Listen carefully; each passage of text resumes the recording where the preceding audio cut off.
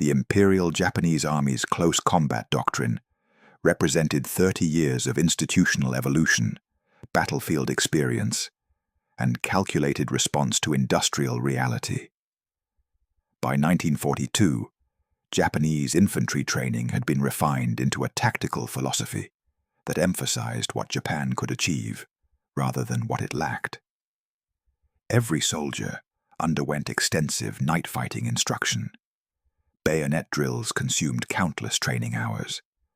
The spiritual dimension of combat, seishin, wasn't propaganda, but integrated doctrine, designed to transform numerical and material disadvantage into tactical superiority through superior morale, aggression, and willingness to accept casualties that would break Western armies. Japanese training manuals were comprehensive, methodical, and realistic about the weapons they would face. Infantry field manuals addressed British Lee-Enfield rifles in detail, their rate of fire, effective range, and the tactical spacing British infantry maintained. American Browning M19 Nakon 17A1 water-cooled machine guns received extensive coverage. Crew positions, vulnerabilities during barrel changes, optimal approach angles for assault teams. French mortars, Soviet PPS submachine guns, American Springfield rifles, all documented, analyzed, and integrated into tactical responses. The pattern was clear. Identify the weapon, understand its capabilities, develop countermeasures. Japanese doctrine anticipated facing modern military firearms employed by professional armies using conventional tactics. Shotguns never appeared in these calculations. This wasn't oversight. It was rational military planning. No major power in 1942 fielded shotguns as standard infantry weapons. The British didn't carry them. The Germans didn't issue them. The Soviets never integrated them into Red Army doctrine. Even the United States, with its frontier tradition of shotgun use, had employed them only sparingly in World War I, primarily for trench clearing and guard duties. To Japanese military planners, shotguns remained civilian hunting implements, not instruments of modern warfare. The logic seemed sound. Serious armies equipped infantry with weapons designed for military service, rifles with effective ranges exceeding 500 yards, machine guns capable of sustained suppressive fire, and crew-served weapons for anti-tank and indirect fire support.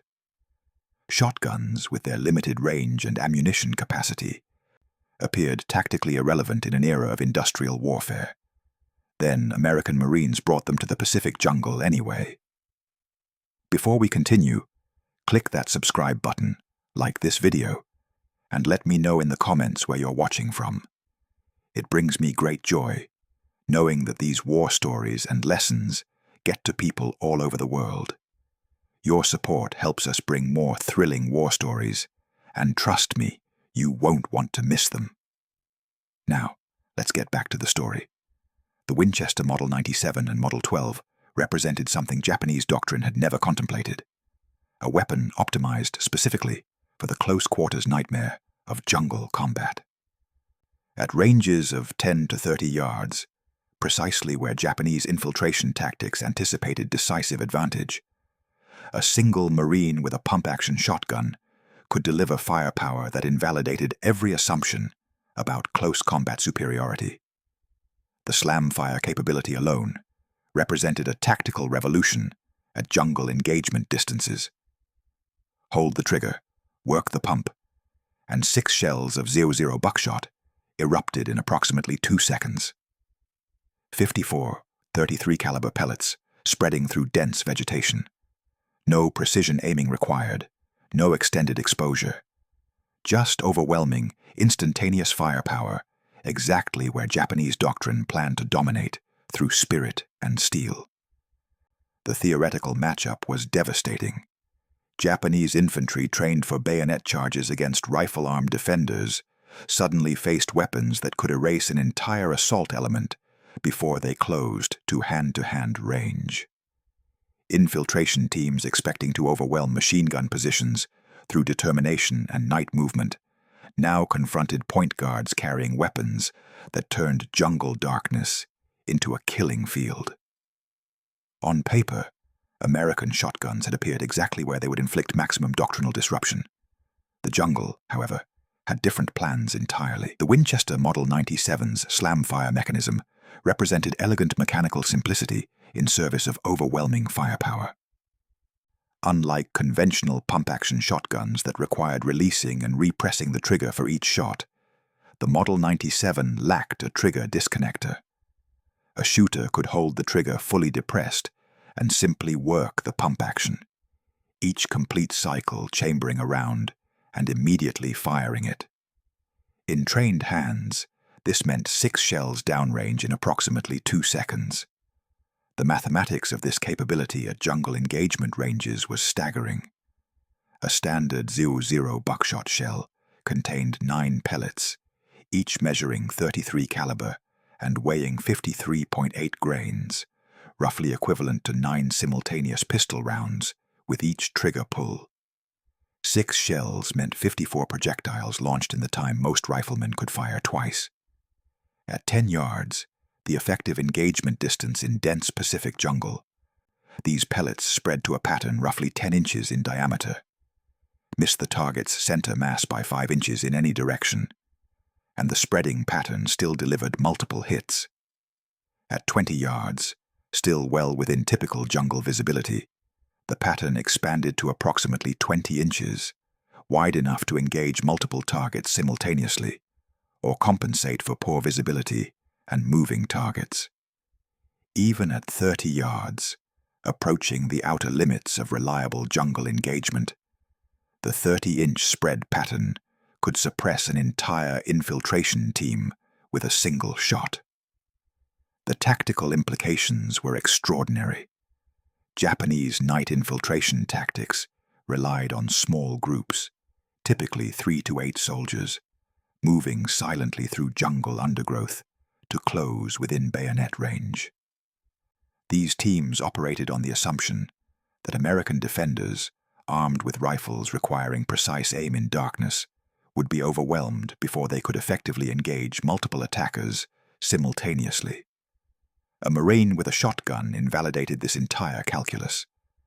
One defender could engage an entire infiltration team without shifting aim.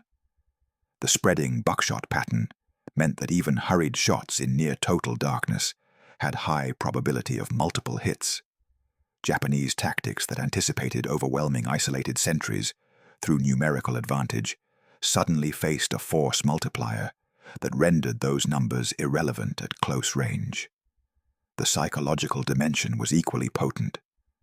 The distinctive sound of a pump-action shotgun being cycled, that unmistakable chack-chack, carried clearly through jungle darkness. For infiltrators accustomed to opponents armed with bolt-action or semi-automatic rifles, that sound represented a weapon unlike anything in their tactical experience. Not the crack of a rifle, not the sustained roar of a machine gun. Something else entirely. A weapon designed specifically for close-quarters devastation. In training exercises at Camp Pendleton and Camp Lejeune, Marines demonstrated the shotgun's jungle superiority convincingly. Simulated ambush scenarios showed shotgun-armed point men could suppress multiple aggressors before rifle-armed squad members could acquire individual targets. Night defense drills revealed how a single shotgunner, positioned at a likely infiltration point, could hold ground that would require 3 riflemen to defend effectively. The Model 12, which began replacing the Model 97 in 1943, added refinement to this brutal effectiveness. Its internal hammer design prevented accidental discharge during jungle movement. The smoother action allowed faster cycling. The improved receiver strength handled sustained firing without the mechanical wear that plagued earlier models.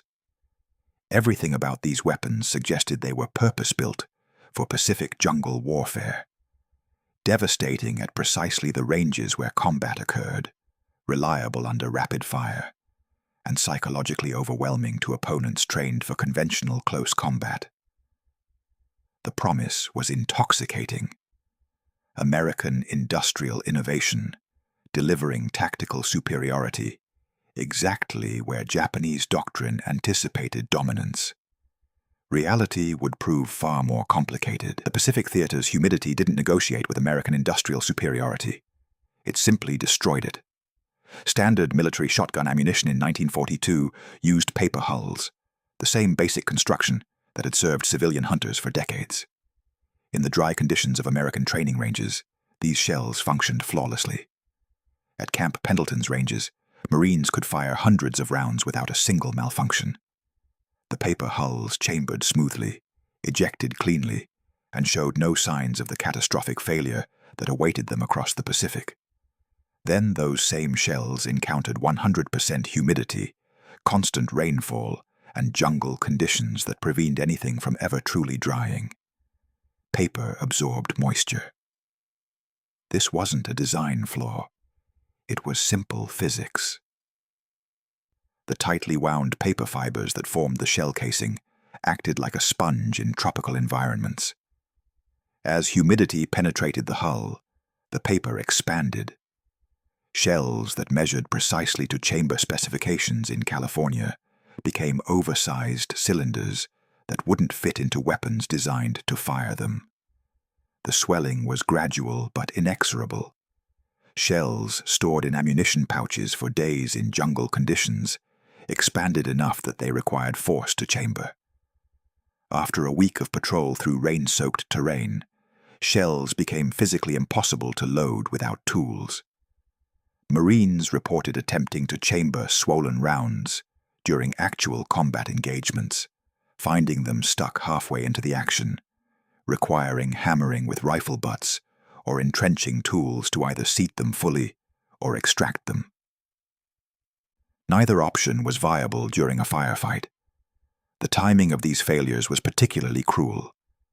Shotguns saw their primary employment during jungle patrols and night perimeter defense, exactly the situations where ammunition had maximum exposure to environmental conditions. A patrol lasting 3 days through New Guinea highlands meant 3 days of constant moisture exposure for every shell in a Marine's load-bearing equipment. By the time contact occurred, the moment when the shotgun's devastating close-range firepower was most needed, the ammunition had been compromised beyond functionality. Some Marines attempted improvised solutions. Wrapping shells in oiled cloth provided temporary protection, but added bulk and slowed reloading during combat. Storing ammunition in waterproof containers kept shells dry, but meant the shotgun couldn't be quickly reloaded once the accessible rounds were expended. Rotating ammunition, keeping only a few shells in immediate carry and replacing them from protected reserves, required discipline and time that combat operations rarely permitted. The fundamental problem remained unsolvable with available technology. Paper-hulled ammunition and tropical humidity were incompatible. After-action reports from Guadalcanal, New Guinea, and subsequent campaigns increasingly noted shotgun malfunctions attributed to ammunition failure. What began as isolated incidents became systematic pattern. Units that had requested shotguns based on their theoretical jungle superiority began leaving them in rear areas, relying instead on M1 Garands, Thompson submachine guns, and Browning automatic rifles, weapons whose metallic ammunition remained unaffected by environmental conditions. The bitter irony was inescapable. The weapon seemingly designed for Pacific jungle warfare was defeated by the Pacific jungle itself, not through enemy action, not through tactical inadequacy, through simple atmospheric moisture that no amount of American industrial capacity could overcome with existing ammunition technology. The solution existed: all brass shotgun shells that would resist humidity completely. But in 1942, 1943, and through most of 1944, those shells remained on drawing boards and in limited experimental production. The battles that would determine the Pacific War's outcome would be fought without them. The documentary record of Pacific combat tells a story notably absent of shotgun impact. Guadalcanal's after-action reports, compiled meticulously by 1st Marine Division staff, identify the weapons that shaped tactical outcomes with bureaucratic precision. The August 24, 1942, Battle of the Tenaru River, where Colonel Kiyonao Ichiki's detachment was virtually annihilated, attributes Japanese casualties to specific weapon systems. Browning M1917A1 water-cooled machine guns positioned to enfilade the assault, 37mm anti-tank guns firing canister rounds that shredded infantry formations, and coordinated rifle fire from entrenched positions. The after-action summary runs to multiple pages. Shotguns merit no mention. The October 1942 actions along the Matanikau River show similar patterns. Division reports credit M1 Garand rifle fire, Browning automatic rifles providing mobile firepower, and 81mm mortars for breaking Japanese counterattacks. Artillery support from 75mm pack howitzers and 100mm guns receives extensive documentation. Machine gun positions are mapped, fields of fire analyzed, ammunition expenditure recorded in detail. Shotguns appear nowhere in these tactical assessments. Photographic evidence confirms shotgun presence. Images show Marines carrying Winchester shotguns during jungle patrols, weapons slung across shoulders or carried at the ready by point men. But presence and tactical impact are different measures entirely. The photographs document equipment. The after-action reports document what actually affected battle outcomes. New Guinea operations from 1942 through 1944 reveal the same pattern. The 32nd and 41st Infantry Divisions, operating in terrain that theoretically represented ideal shotgun employment conditions, filed extensive combat reports throughout the campaign. Weapons credited with tactical success. M1 Garands for their reliability and firepower. Thompson submachine guns for close-quarters fighting. Browning automatic rifles for suppressive fire. And flamethrowers for bunker reduction. Artillery receives consistent emphasis. 155mm guns, 100mm howitzers, and naval gunfire support shaped every major engagement. Air support documentation is extensive. Bombing runs, strafing attacks, supply drops. Engineer operations merit detailed recording. Bridge construction, road building, obstacle clearing. Shotgun employment, minimal documentation, negligible tactical attribution. Peleliu in September 1944 presented the ultimate test of close-quarters weapons. Cave fighting, bunker assaults, and brutal yard-by-yard advances through fortified positions, exactly the conditions where shotgun firepower should have proven decisive. 1st Marine Division records from Peleliu are comprehensive, documenting weapons performance in unprecedented detail due to the operation's unexpected difficulty. Flamethrowers receive extensive coverage as cave-clearing tools. Satchel charges, pole charges, and demolitions are analyzed thoroughly.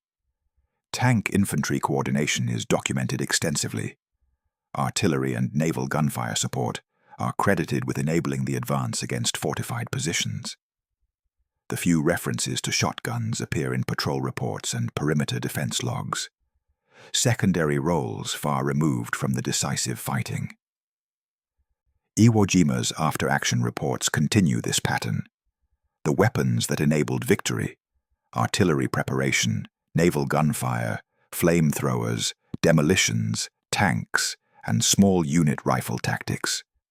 The 37mm gun firing canister rounds appears more frequently in tactical assessments than shotguns. This absence isn't conspiracy or oversight. Combat reports document what worked, what failed, and what required tactical adjustment. Officers writing these assessments had no reason to omit effective weapons. They documented flamethrowers despite their horrific nature. They recorded satchel charges despite their danger to friendly forces. They analyzed every weapon system that contributed to tactical success. The pattern is clear. Shotguns were present, but not decisive. Available, but not pivotal. Carried, but not credited. The battles that determined the Pacific War's outcome were won with other weapons entirely. Marine Corps Technical Manual 9285, published September 21, 1942, outlined comprehensive shotgun employment doctrine with the confidence of peacetime military planning. The manual detailed slamfire technique, ammunition management, immediate action drills for malfunctions, and tactical applications ranging from point security to prisoner guard duties. Training programs at Camp Pendleton, Camp Lejeune, and Paris Island translated these pages into practical instruction, preparing Marines for shotgun combat with the same methodical thoroughness applied to every weapon system. The training scenarios made perfect sense on California ranges.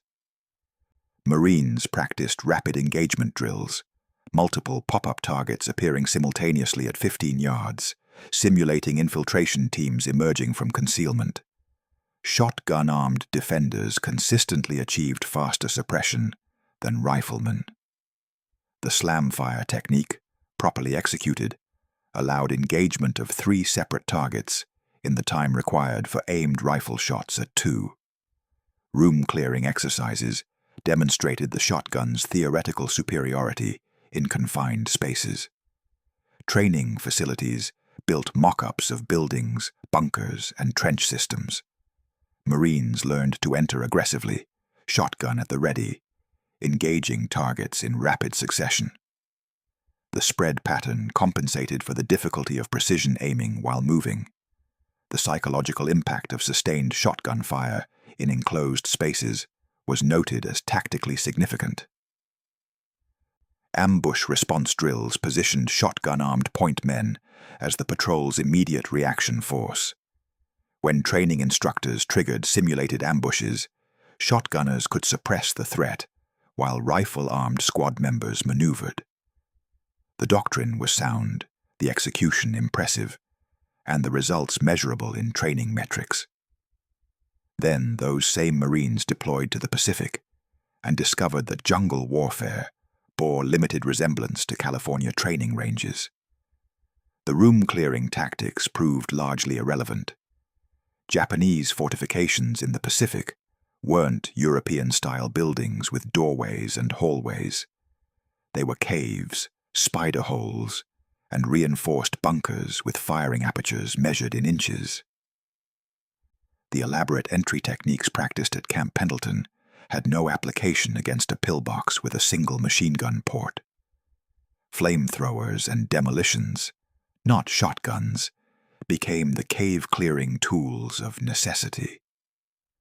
The ambush response scenarios assumed visibility and clear fields of fire that jungle terrain rarely provided. Training ranges offered unobstructed sight lines to 15 or 20 yards. Pacific jungle vegetation limited visibility to single-digit yards in many areas. The carefully rehearsed tactics for engaging multiple targets simultaneously collapsed when Marines couldn't see multiple targets simultaneously. Even the fundamental assumption that engagements would occur at ranges where shotgun effectiveness peaked proved inconsistent with reality. Japanese defensive doctrine evolved rapidly after early defeats. By 1943, Japanese forces increasingly avoided the close-range night infiltrations that American training anticipated. Defensive positions emphasized longer-range fire from fortified positions. When close combat occurred, it happened inside bunker systems, where neither side had room to employ weapons as trained. The slamfire technique, demonstrated so impressively on ranges, consumed ammunition at rates impossible to sustain in jungle operations. A Marine carrying a standard load of 25 shells could empty his entire supply in under 10 seconds of sustained fire. Resupply in jungle terrain meant pack animals, native bearers, or manual carry. Every ounce mattered. Shotgun shells were heavy, bulky, and increasingly unreliable due to humidity. The tactical doctrine that emphasized sustained suppressive fire collided with logistics that couldn't support it. The irony was complete. Marines trained extensively for shotgun employment in scenarios that Pacific combat rarely presented. The weapon performed exactly as doctrine promised, in conditions that seldom materialized. The gap between training and reality wasn't a failure of instruction. It was the inevitable friction between peacetime theory and wartime chaos. Marine Corps Table of Organization E-100, effective from 1943 forward, authorized 306 shotguns per Marine division. This figure appears in official documentation with the same bureaucratic certainty as allocations for rifles, machine guns, and mortars. On paper, it represented substantial commitment to shotgun employment, enough weapons to equip specialized personnel across an entire division structure. The authorization and actual frontline deployment, however, told vastly different stories. Distribution records reveal where those 306 shotguns actually went. Military police companies received the largest single allocation: shotguns for prisoner escorts, rear area security, and traffic control duties. Pioneer battalions, responsible for engineering and construction tasks, received substantial numbers for guard duty and perimeter security around supply dumps and command posts. Division headquarters companies maintained shotgun allocations for installation defense and sentry posts. The pattern was unmistakable.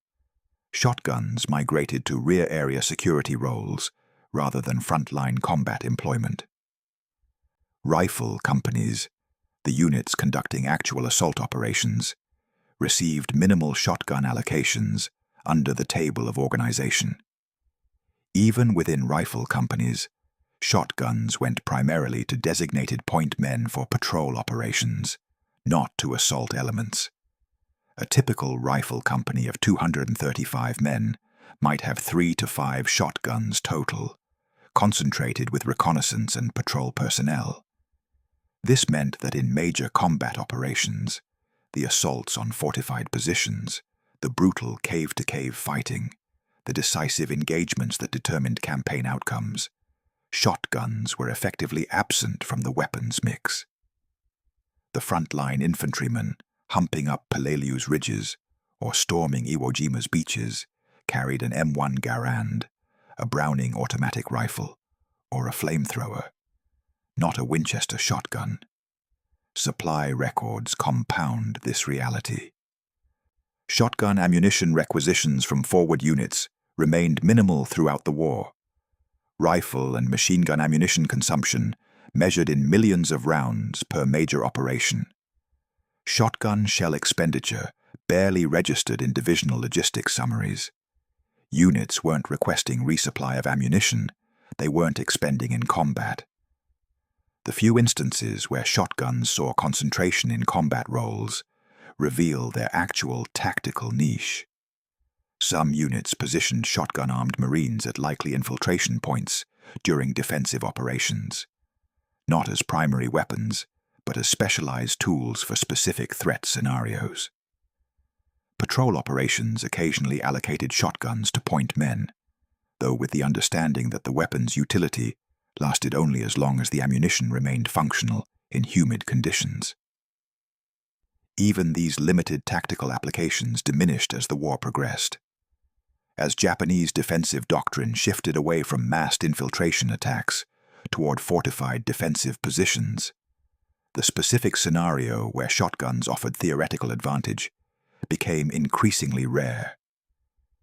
Units that initially requested shotguns based on Guadalcanal experiences found those weapons progressively less relevant as campaigns moved into the heavily fortified islands of the Central Pacific. The 306 shotgun authorization remained in official tables of organization throughout the war, a bureaucratic artifact that documented intent rather than tactical reality. Marine divisions technically possessed hundreds of shotguns. What they actually possessed were weapons largely relegated to roles where their limitations mattered less than their presence, guarding prisoners who weren't shooting back, defending supply dumps against infiltration that rarely materialized, and providing security for rear area installations where ammunition could be stored in controlled conditions. The authorized strength suggested substantial tactical commitment. The actual employment revealed a weapon that had found its level, present but peripheral, available but rarely essential, authorized but fundamentally marginalized in the weapons systems that actually won battles. The solution to the shotgun's fundamental Pacific problem existed throughout the war. All brass shotgun shells were technologically feasible, manufacturable with existing industrial capacity, and completely impervious to humidity. Engineers understood the problem. Ordnance officers documented ammunition failures extensively. The fix was obvious, practical, and entirely achievable. It simply arrived after the war had already been decided. Development of the M19 brass-cased shotgun shell proceeded through standard military procurement channels with peacetime deliberation. Testing protocols verified that brass cases eliminated moisture absorption. Production specifications were drafted, reviewed, and approved through appropriate committees. Manufacturing contracts were negotiated with suppliers. Quality control standards were established and implemented. The official adoption date was March 29, 1945. By that date, the 1st Marine Division had already fought Guadalcanal, Cape Gloucester, and Peleliu. The 3rd Marine Division had taken Bougainville and Guam. The 4th Marine Division had assaulted Saipan and Tinian. The 5th Marine Division was still fighting on Iwo Jima, an operation that had begun February 19th, 5 weeks before brass shells received official designation. Every major amphibious assault of the Central Pacific Campaign, Tarawa, Kwajalein, Eniwetok, Saipan, Tinian, Guam, Peleliu, Iwo Jima, was fought with paper-hulled ammunition that failed in humid conditions.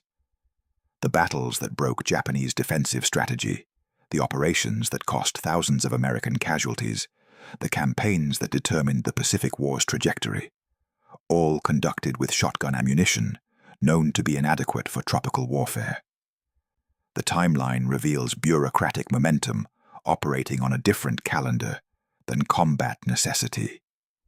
Initial ammunition failure reports from Guadalcanal reached ordnance authorities in late 1942. Formal requirements for moisture-resistant shells were documented by early 1943. Development contracts were issued that same year. Yet full-scale production and field distribution didn't occur until spring 1945, roughly 30 months after the problem became undeniably clear. Those 30 months encompassed the Pacific War's most critical phase. From Guadalcanal's desperate defense to Iwo Jima's final major amphibious assault, Marines fought with a weapon system whose primary ammunition remained environmentally compromised. Units that might have employed shotguns effectively, had reliable ammunition been available, instead left them in rear areas or never requested them at all. The M19 brass shell performed exactly as designed. Reports from units that received them in the war's final months documented complete reliability in tropical conditions. Shells chambered smoothly after weeks of jungle exposure. Extraction remained positive regardless of humidity. The weapon system finally functioned as originally intended. But by summer 1945, the fighting had moved beyond jungle warfare.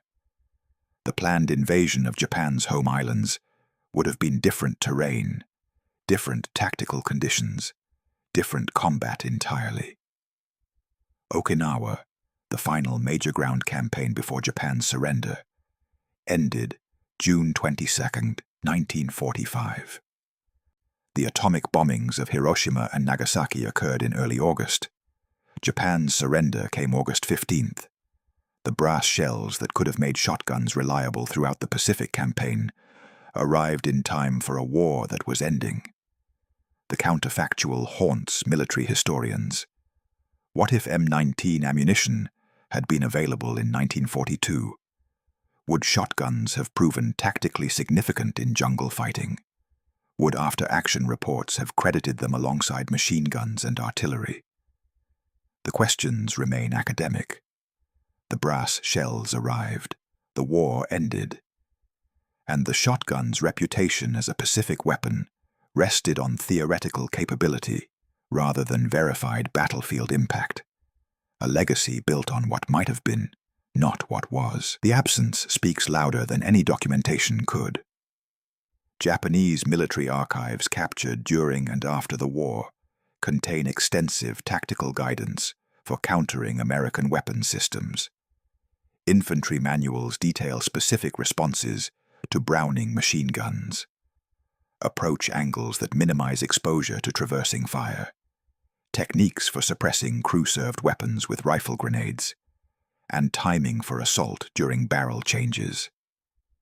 Flamethrower countermeasures receive dedicated sections in multiple training documents, methods for identifying flamethrower operators at distance, priority targeting protocols, and tactical spacing to limit casualties from area effect weapons. Artillery response doctrine fills entire manuals. Tank countermeasures evolved continuously as American armor became more prevalent. Even specific rifle tactics, how to exploit the M1 Garand's 8-round en-bloc clip and the distinctive ping when empty, appear in captured training materials. Shotguns merit no mention in any of these documents. This silence wasn't incomplete record-keeping. Japanese military documentation was thorough, methodical, and remarkably comprehensive given wartime conditions. Training manuals captured from various theaters show consistent updating and revision based on combat experience. Officers submitted after-action reports that identified American tactical innovations and effective weapons employment.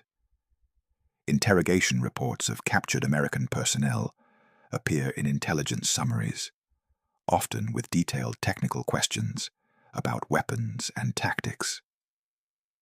None of this extensive documentation identifies shotguns as requiring tactical adaptation.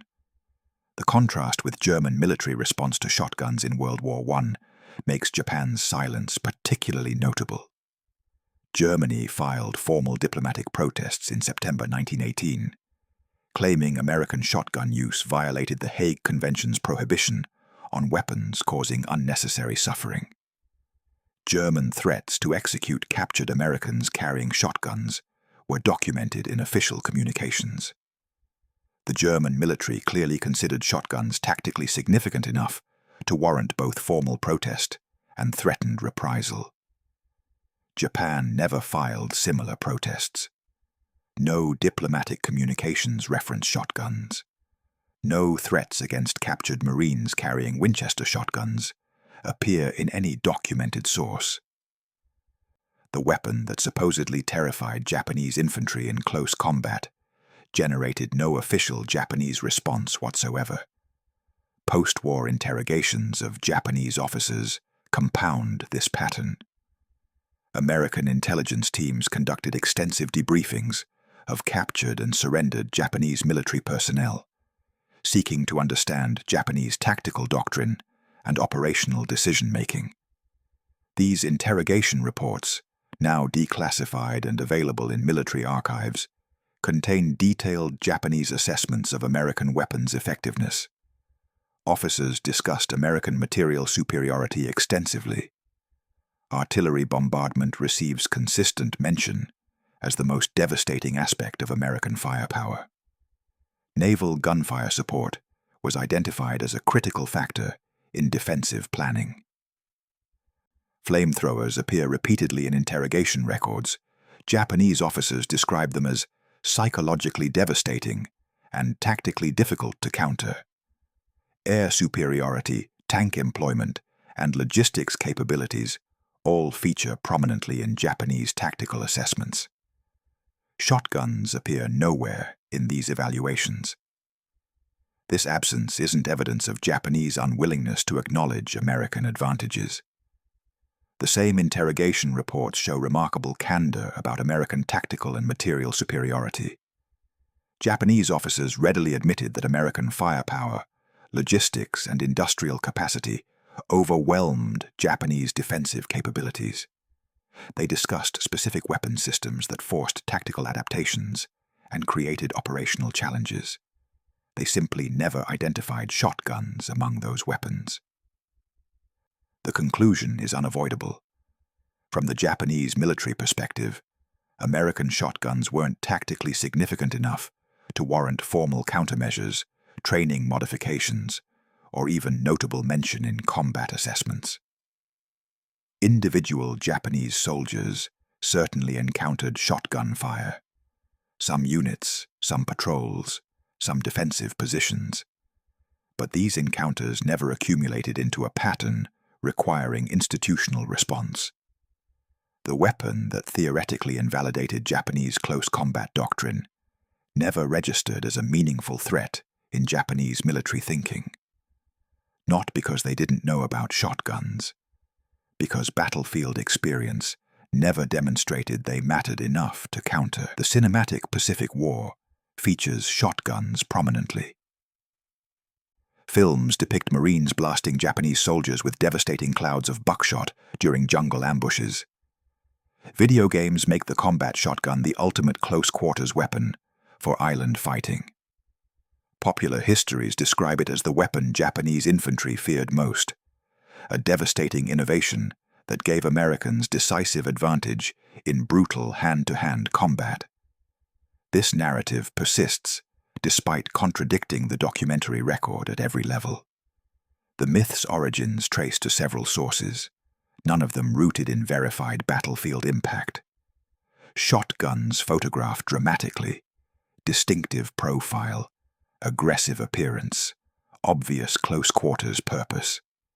Images of Marines carrying Winchester shotguns during Pacific operations provided compelling visual material for wartime media.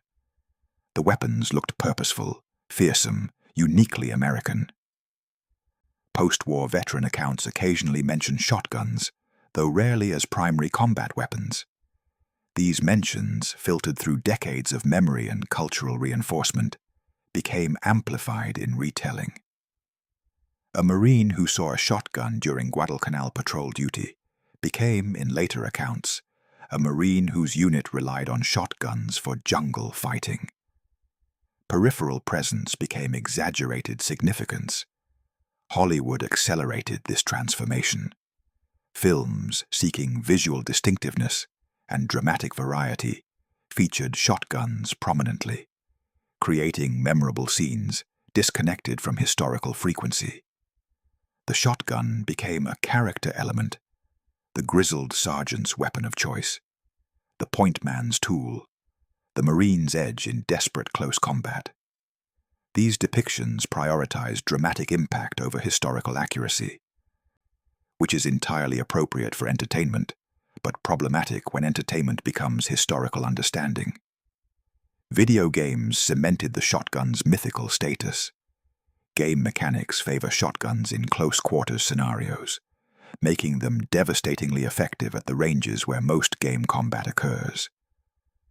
Players experience shotguns as overpowered jungle weapons, then carry this experiential knowledge into their understanding of actual Pacific combat.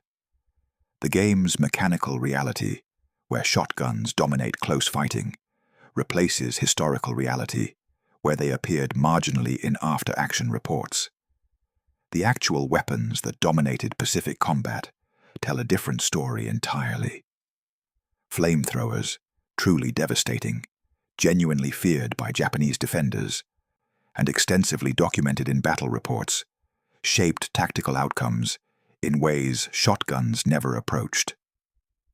The M2 flamethrower's psychological and physical impact on fortified positions was so significant that Japanese tactical doctrine evolved specifically to counter it. After-action reports credit flamethrowers with enabling advances that other weapons couldn't achieve.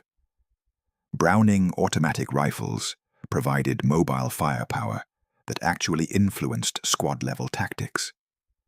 The bar appears constantly in combat reports, credited with suppressing positions, enabling maneuver, and providing sustained fire when needed most.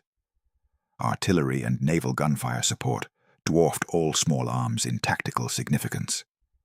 The battles that mattered, Tarawa, Saipan, Peleliu, Iwo Jima, were shaped primarily by preparatory bombardment, indirect fire support, and combined arms coordination. Small unit actions that decided local engagements relied on rifles, machine guns, mortars, and demolitions. Machine guns, both the water-cooled M1917A1 and air-cooled .30 and .50 caliber weapons, appear in virtually every tactical assessment of successful defensive actions.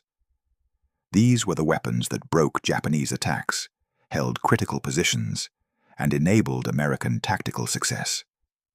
Even within the category of specialized close-quarters weapons, satchel charges, pole charges, and flamethrowers receive far more documentation as tactically decisive than shotguns ever achieved. The myth persists because it's cinematically compelling and fits cultural narratives about American innovation and adaptability. The reality that shotguns were present but peripheral, authorized but rarely decisive, theoretically effective but practically limited, lacks the dramatic simplicity that makes good storytelling. History, however, demands accuracy over narrative convenience. The Pacific War was won with artillery, air power, naval supremacy, and overwhelming logistics. The shotgun was there. It simply wasn't why America won. The Winchester shotgun occupies an instructive place in Pacific War history, not as the weapon that won battles, but as a case study in the gap between theoretical capability and battlefield reality. On paper, everything made sense. The 12-gauge combat shotgun appeared purpose-built for Pacific jungle conditions, devastating at close range, psychologically imposing, unexpected by enemy forces trained for conventional infantry weapons. American industrial capacity could produce them in quantity. Marine training could integrate them into tactical doctrine. The logic was sound, the execution professional, and the intent entirely reasonable. Reality imposed different lessons. Environment defeated technology before combat could validate it. Humidity compromised ammunition. Logistics limited supply. Tactical conditions rarely matched training scenarios. The weapon system that promised to revolutionize close-quarters jungle fighting instead became a peripheral tool, present but rarely decisive, authorized but seldom credited in the after-action reports that document what actually won battles. This outcome doesn't diminish the Marines who carried shotguns or the officers who authorized their deployment. It demonstrates instead the complexity of warfare, how seemingly perfect solutions founder on practical realities that peacetime planning cannot anticipate. The shotgun's limited Pacific impact reflects not failure of imagination, but the inevitable friction between theory and combat. What won the Pacific War was far less dramatic than cinematic shotgun blasts, but infinitely more significant. Logistics that sustained operations across thousands of miles of ocean. Industrial capacity that replaced losses faster than Japan could inflict them. Combined arms coordination that integrated air, naval, and ground power into overwhelming force. And the unglamorous mathematics of artillery, ammunition supply, and force projection. American victory in the Pacific came from producing more ships, landing more supplies, firing more artillery shells, and maintaining operational tempo that Japanese forces couldn't match or counter. It came from Essex-class carriers projecting air power, Liberty ships delivering logistics, and Seabees building infrastructure that enabled sustained offensive operations. It came from refining amphibious doctrine through painful experience, from naval gunfire support that shaped every major landing, from code breaking that provided strategic advantage. The shotgun symbolizes something genuinely important about American military culture: willingness to innovate, adapt, and employ unconventional solutions. That Marines brought shotguns to the Pacific at all demonstrates institutional flexibility and tactical creativity.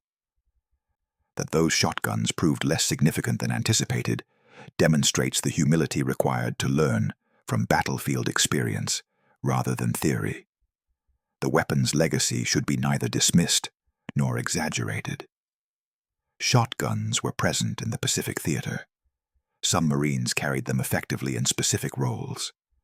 They represented legitimate tactical thinking about jungle warfare's unique demands. They simply weren't the weapons that determined campaign outcomes or shaped the war's strategic trajectory. Understanding this distinction matters. History serves us poorly when myth replaces documented reality. The Marines who fought across the Pacific deserve credit for what they actually accomplished, winning the most brutal campaign in American military history through courage, sacrifice, and the effective employment of combined arms warfare. Their victory required no embellishment from weapons that existed more in legend than in decisive battlefield impact. The shotgun's place in Pacific War history is secure, not as the fearsome jungle weapon of popular imagination, but as a reminder that warfare's reality consistently defies peacetime expectations. That lesson, grounded in truth rather than mythology, honors both the weapon and the men who carried it into combat, far more than any exaggerated legend ever could.